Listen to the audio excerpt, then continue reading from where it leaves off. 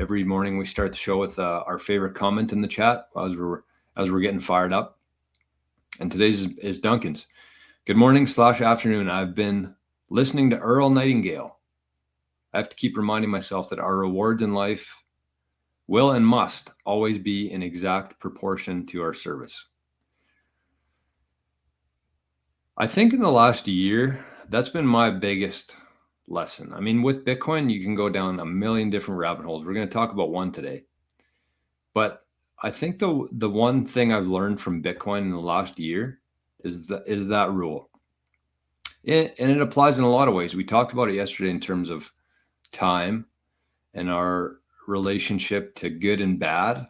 It seems like to me, the better something is in life, there's always an equal amount of downside to it. And the example I used yesterday was having a dog. Like the best, where is Arnie here? Yeah, Arnie's right here. Look at that. The best friend, the best thing that could ever happen to a person.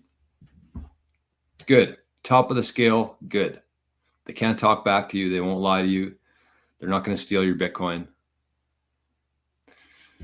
The best. But at the same time, equal amount of bad because, they poop, they pee, they die way too early. You have to say goodbye to them. So I feel like in the universe, that's like the law. There's always yin and yang. And I think that this is a very old philosophy that's been around for probably hundreds of thousands of years, the yin and yang. And that's kind of what Duncan's talking about here. This is how everything works. Our rewards in life are always in exact proportion to our service. So whatever you put into something, that's what you get out of it. Everything. There's no way to escape that. There's lotteries, there's things that happen, fluke things, but it all evens out. You've heard about all the lottery winners and all the Bitcoin millionaires. Most of the people who held Bitcoin back in 2012 have either had their lives destroyed or sold it. Like everything in life, good and bad, in equal amounts. So we're going to zap Duncan here, 88 sats for that, because that's absolutely true in everything. And you always want to be, the one thing I strive to do, I always try to give more value than I take back, because over time that accumulates. And especially if you're somebody who's like left your job, starting your own business, taking your own path, it's very hard. There's a lot of shitty days. There's a lot of very stressful days. A lot of days, it's not like getting a paycheck every 2 weeks. You don't know when the money's going to come in.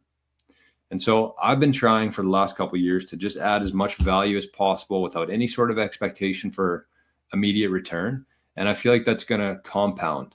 And I'm starting to see it pay off now, years later. But that's part of it, right?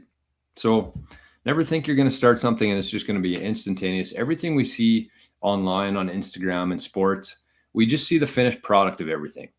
We don't see the amount of time they spent in the gym, on the practice greens, on the range. I'm talking about golf here, but same kind of thing. You don't see any of that. You just see them holding a trophy at the end. You don't have any idea.